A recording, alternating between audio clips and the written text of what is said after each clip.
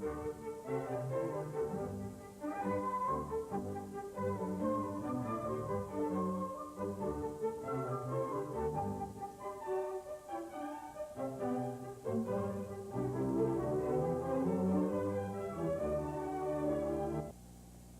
following program has been rated TVG, general audiences. Most parents would find this program suitable for all ages.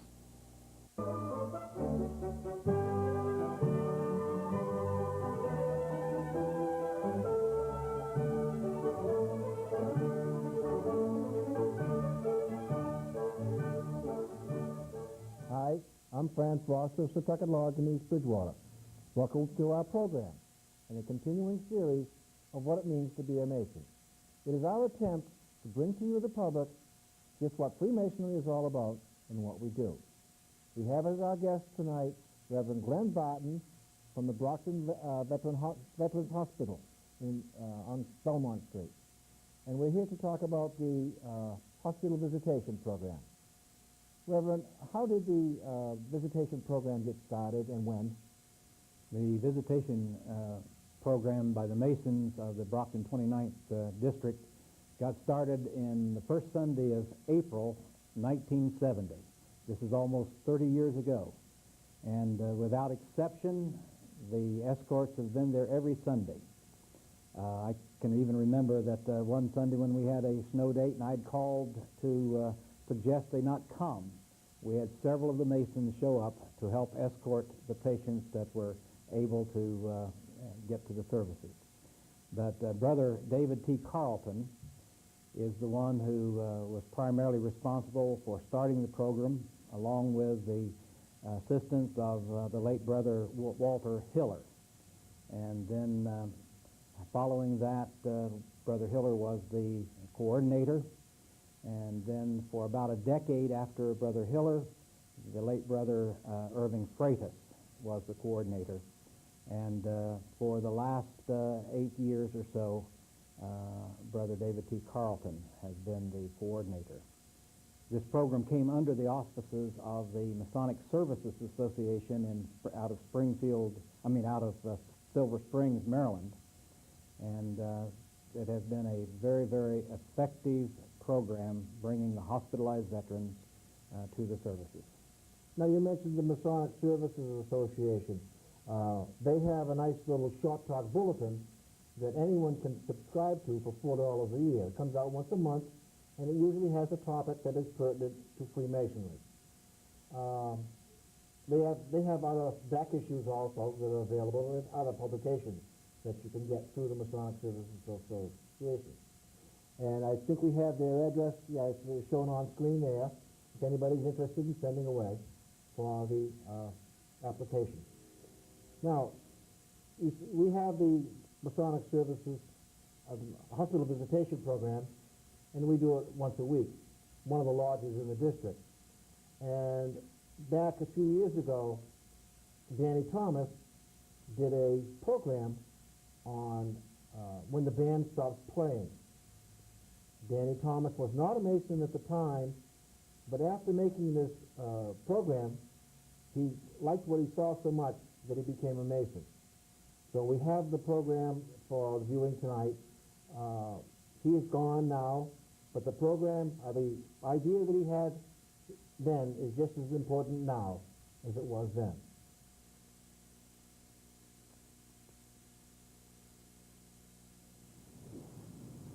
Nothing hurts like being forgotten, and certainly nothing helps like being remembered. Now, each year we set aside 3 times where we pay tribute to the men and women who served in our armed forces during national emergencies.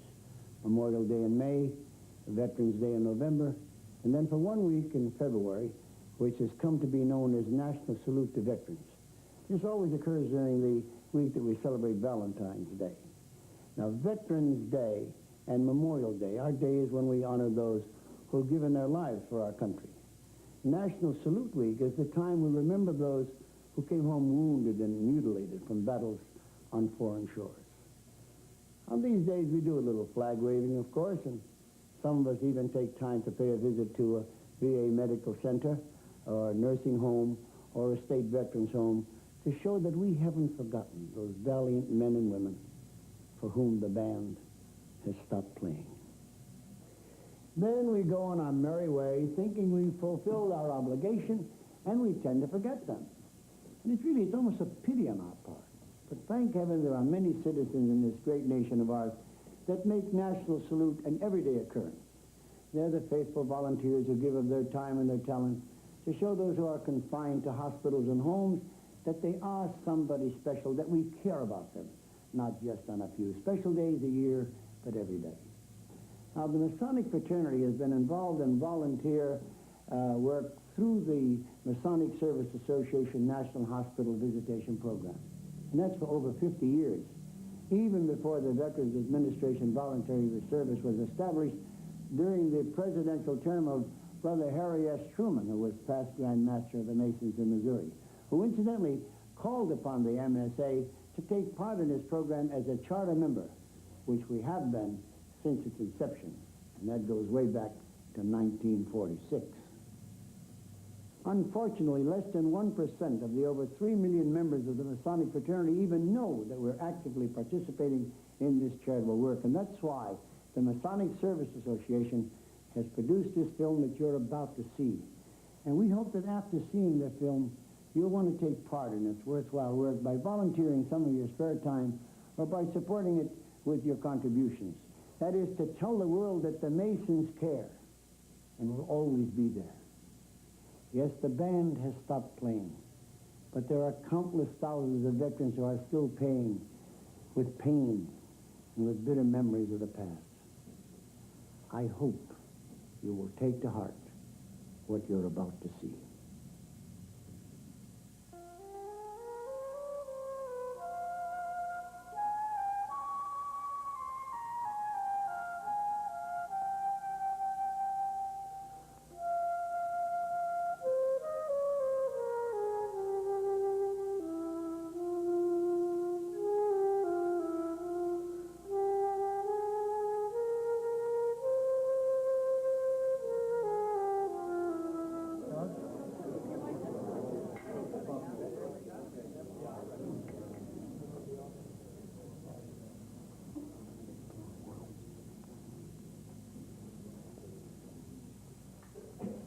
Worshipful Master,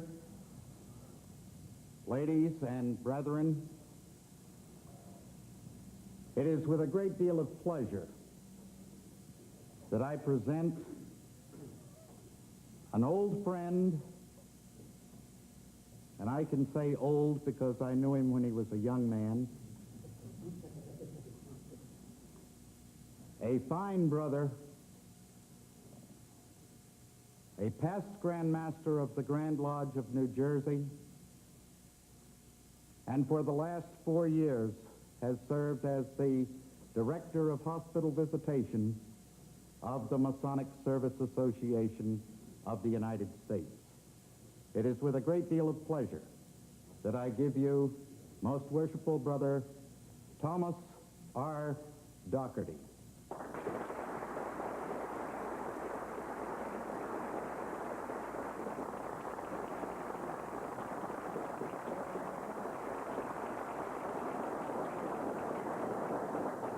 Thank you, Worshipful Master, brethren, visitors, and friends of the Masonic fraternity. It's a pleasure to be here this evening and speak to you on one of my favorite subjects, the Masonic Service Association. Right Worshipful Brother Pollard did mention that I was past Grand Master of Masons in New Jersey, and I want to tell you something that happened to me just shortly after I'd been installed as Master. My lodge, Mount Moriah Lodge in New Jersey, had a reception for me, and it was a gala affair. The ladies were there in their finery and the men in their tuxedos. There was a banquet, and there was a dance band, and things were going on just nicely. And my daughter, Carrie Doherty, was there that evening. She was just a youngster at the time, and my son. And my daughter, being carried away with all the pomp and circumstances of the evening, went around to anybody in the room that would listen to her and would say, "I'm Carrie Doherty, the Grand Master's daughter." Well, after a while, my wife heard her saying this, and she went over and took her by the shoulder and sat her in the corner and said, "Carrie, I want you to sit here and behave yourself and stop telling everybody that you're the Grand Master's daughter." Well, Carrie sat there feeling very, very sorry for herself. And then someone who recognized her as my daughter came over and said, aren't you Cherry Doherty, the Grand Master's daughter? And she says, well, he thinks so, but my mother says no.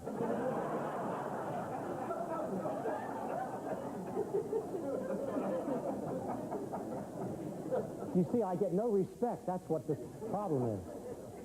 Shortly after that, I was on the bus, and sitting alongside of me was another Mason, and he happened to recognize me by my ring, and he started a conversation. He said, aren't you a Mason? And I said, yes, I am. He said, so am I. He said, but no, I'm not too active. And he said, are you active? And I said, yeah, I'm kind of active. He says, I'm not so active. He said, because I work nights. But my father, he was very active in Masonry. And, you know, he was in the officers in the line of his chairs as an officer. Were you an officer in your line? And I said, yes, I was an officer in the line of my lodge. He said, did you ever serve as master like my father? And I said, yes, I served as master like your father. He said, well, my father was even in the Grand Lodge line. He says, I'll bet you weren't, were you? And I said, yes, I was in the Grand Lodge line. He said, well, what office did you hold? And I said, well, I happen to be the Grand Master of Masons in New Jersey. And he looked at me with a very, very peculiar look on his face.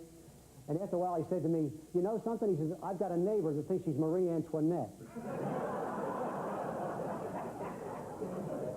That's the way it goes. Just no respect. But it is a pleasure to be here this evening and to talk to you. And I want to talk to you about the Masonic Service Association. What is the Masonic Service Association? What does MSA stand for? During the First World War, the Masons in the United States wanted to do something to assist the servicemen and women in our armed forces. And they went to the United States government asking if they could serve as canteens or something of that like throughout the country. The United States government said that they couldn't deal with 49 different organizations, that if we came up with one organization that represented all of Masonry, they would be glad to recognize it. The Grand Masters of the different grand jurisdictions met in Cedar Rapids, Iowa in November of 1918, and from that meeting, the Masonic Service Association was born. We have no power to legislate. We can pass no laws. Our one primary purpose is to serve Masonry and mankind.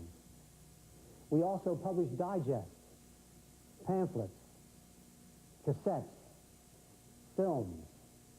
Anything you can think of in the way of education comes out of the Masonic Service Association. It is really divided into two sections, an educational and research section and the charitable arm of the Masonic Service Association. It is based upon charity. It is the cornerstone of Masonry. Every Mason has vowed to be charitable in his life. All of us know about the Shrines Crippled Children's Hospital, the Burns Institution, the schizophrenia program of the northern jurisdiction of the Scottish Rite, the aphasia program of the southern jurisdiction, the Eye Foundation of the Knights Templar, and all the other Masonic programs, such as Lodge scholarship funds, blood banks, widows programs, almost anything you can think of. Last year, and for many years prior to that, the Masonic fraternity throughout the United States contributed better than $500 million to charity. And if you break that down in simple mathematics, it equals $1.5 million per day. And that's a lot of money. And if you break it down just a little bit further, it equals the price of a cup of coffee per Mason. You see, we are charitable. All of those famous programs that you know about are very popular. But there's one program that I'm sure that 90% of you have never heard of, and yet is probably one of the most popular Masonic charities throughout the United States, more so among non-Masons than through Masons. Have you ever been lonely, depressed, downhearted, wishing that someone would come up to you and put their arm around you and say, I care, I really care, can I help you, can I do anything for you? Well, if you've never had this kind of a feeling, you're either a very lucky person or you're living in a dream world, because these kind of feelings come to all of us. It's the way God made us. We can't always be on the high plane. There are times when we have to be down. But the thousands upon thousands of men and women, this very moment, they're not just moments, they're an eternity. You know, the ticker tape parades are over. The bands have stopped playing. The cheering and the applause has ceased. But to those thousands upon thousands of men and women, the bombs are still bursting. The guns are still firing. The screams of terror and help are still vivid in their ears. They're the men and women of the armed forces that have paid the price so that we can assemble tonight as we are here in the land of the free and the home of the brave. They're doctors, they're lawyers, they're school teachers, they're ministers, they're carpenters, they're plumbers, all walks of life, at one time perfect specimens of manhood. But today, some of them don't even know their names. They're deserted. Families are not coming to see them. Wives have divorced them. They're not too pretty to look at. They're really a lost race. But you and I as Masons, and families of Masons, have men and women all over the United States volunteering in veterans' hospitals, showing that Masons care and will always be there. All right, that was very good. That was pretty good. There are 172 veterans' hospitals in the United States, and those of us of the Masonic fraternity have representation in 134 of those hospitals. There are 44 state veterans' homes, and we have representation in 16 of those state veterans' homes.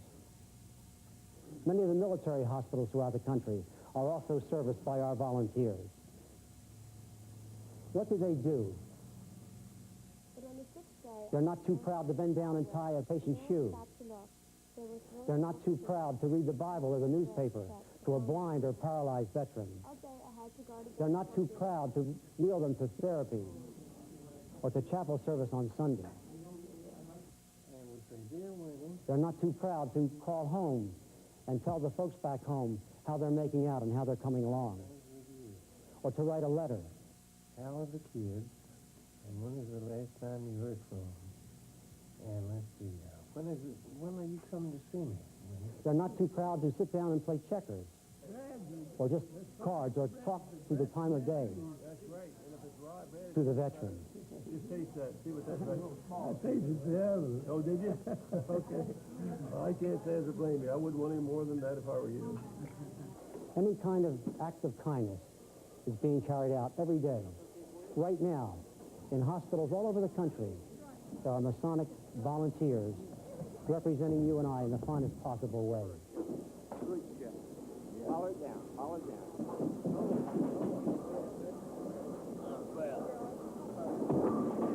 Get it.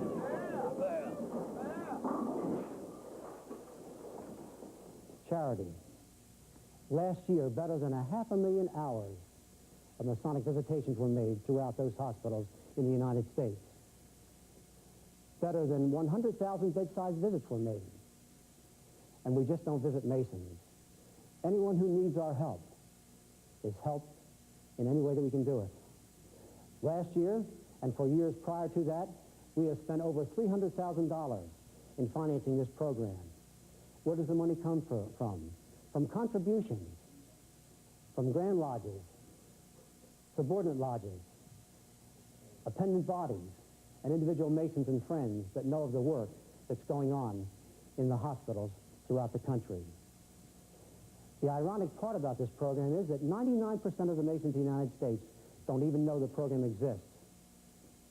And yet famous Masons such as Jerry Ford, Roy Rogers, Arnie Palmer, Gene Autry, Lowell Thomas,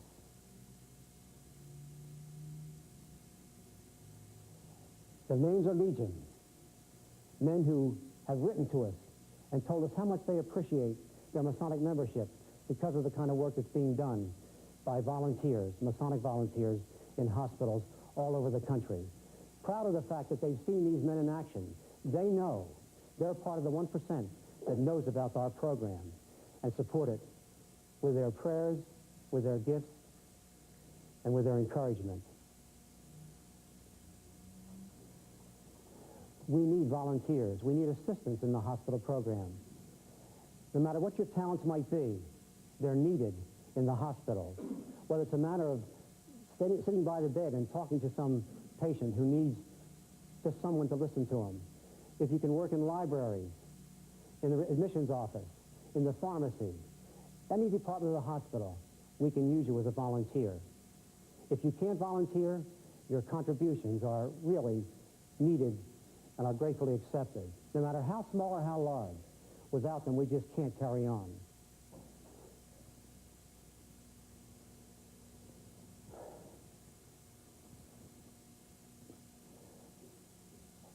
Not only members of the Masonic fraternity are participating in our program, but the wives of Masons, the DeMolay boys, the Rainbow Girls, the Job's Daughters, and Friends of Masonry are spending countless hours, day and night, servicing the veteran in the hospitals throughout the country. Back in 1941, Most Worshipful and Senator Harry S. Truman, who eventually became President of the United States, went on radio and made a plea to support the Masonic Service Association. He asked every Mason in the United States to contribute 10 cents per Mason per year to support this worthwhile project. And do you know something? He didn't reach the goal. He didn't get his 10 cents per Mason. If we had 10 cents per Mason today, per year, we would be in all 172 veterans hospitals, all state veterans homes, every extended care facility, all of the hospitals, the military hospitals throughout the United States, for just 10 cents per Mason. We're hoping that as this film is shown in lodges and in groups, that the fraternal box will be passed to take up a collection for the Masonic Service Association to help us continue this work. I'm sure we all want it to happen. I was in a hospital not too long ago, and the director was taking me on a tour, and we went into the swimming pool, and there in the pool, alongside of the ramp, was a wheelchair, and in the water was a young man, a good-looking young fella. Both of his legs were gone, and behind him was an elderly fella, and I recognized him as being one of our Masonic Service Association volunteers. And the young fella said to me, "Are you a Mason?" And I said, "Yes." He said, "Well, the Masons are a great organization." He said, "You know, when I came back from Vietnam, I didn't want to step on that mine." He said, "It was an accident, and I lost both of my legs. But when I came home, my wife didn't want anything to do with me. She divorced me. My family didn't want to come to see me because they said I was half a man. But this fellow behind me, this Mason, he wouldn't let me alone. He worked with me day and night. He finally convinced me that there was something worthwhile to live for. He convinced me that the only thing I couldn't do was walk. The Masons must be a great organization when they have men like this. That's what it's all about. Serving our fellow man. It makes no difference what the color of the skin might be, what the religious preference might be, where they come from. If they need our assistance, Masons are there to give it. In the book of Matthew, the 25th chapter, we read, "I was hungry, and you fed me. I was thirsty, and you gave me drink. I was naked, and you clothed me. I was sick, and you ministered to me. I was a stranger, and you took me in. I was in prison, and you visited me. Lord, when did I see thee hungry and feed thee? When did I see thee sick and minister to thee? When did I see thee naked and clothe thee? When did I see thee a stranger and take thee in? When did I see thee in prison and visit thee?" And the master answers, "When you did it to one of the least of these, my brethren, you did it also unto me." That is the commission of every Master Mason, to serve his fellow man, to make this world a better place in which to live. God is our keeper. And finally, when that day comes and we're called home, and we stand face to face with our Creator, He's not going to ask us, what kind of a car did you drive? What was your bank account? What position did you have in life? What was your stock portfolio? Nay, the one question that He'll ask us is, what did you do for others in my name? And how we answer that question will determine how we spend our eternity. Those who have worked for the Masonic Service Association as hospital volunteers will have no problem answering that question.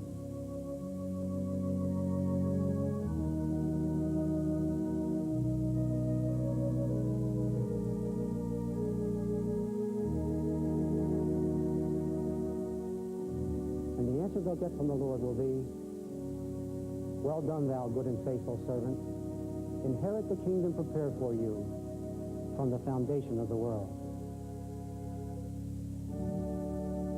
Masons care and will always be there.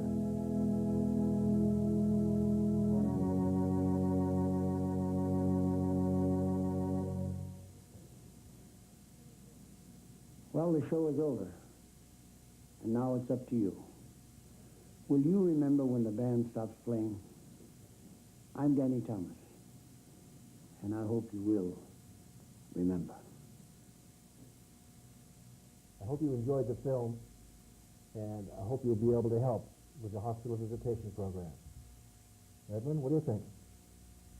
It was an inspiring message, and the Brother Doherty spoke of the Masonic Services Association Hospital Visitation Program in the broad sense, and how fortunate we are at the Brockton VA Hospital to have that visitation program through the Masons of the Brockton 29th Masonic District.